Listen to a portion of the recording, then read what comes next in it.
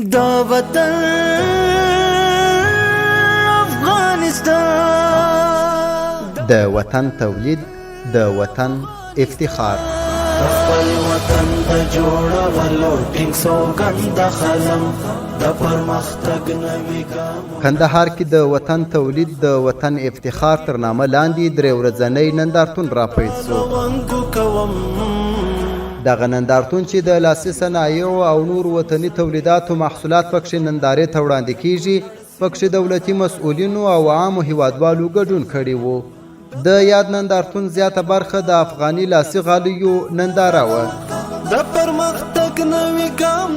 افغاني غالۍ د هیواد د ارزښتناکو تاریخي میراثونو سمبول دی چې د افغانستان د خلکو د هنري او کلتوري ښایست ښکارندویي کوي. غالۍ په خپل لرغوني تاریخ کې د هیواد د صادراتو له ارزښتناکو توکو څخه شمیرل کیږي.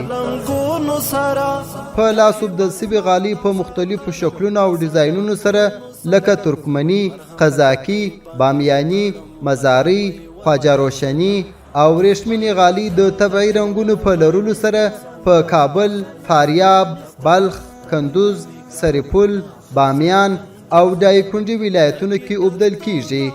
د یادولو وړ ده چې په دې وروستیو کلونو کې د غالیو اوبدلو صنعت د افغانستان په شرقي ولایتونو کې هم وده کړې ده چې زیات شمیر نارینه او ښځینه وګړي پکښې بوخت سوي دي.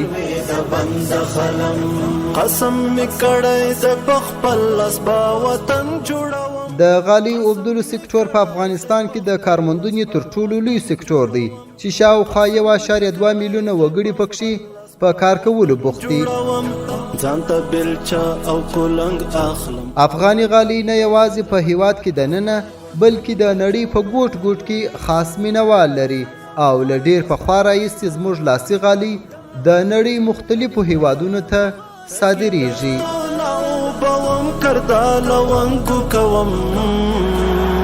د کونړ سیند مهاروم سروې د بند خلم، د کونړ سیند مهاروم سروې د بند خلم، د پامیر څوکو ته ورځم د حریت چیغه کوم، د پامیر څوکو ته ورځم د حریت چیغه کوم، د پامیر څوکو ته ورځم د حریت چیغه کوم. تک سپین بیرغ به په لاسونو کې بلند خلم، د خپل وطن د جوړولو ټینګ سوګند خلم، د پرمختګ نوي ګامونه ښه څرګند خلم.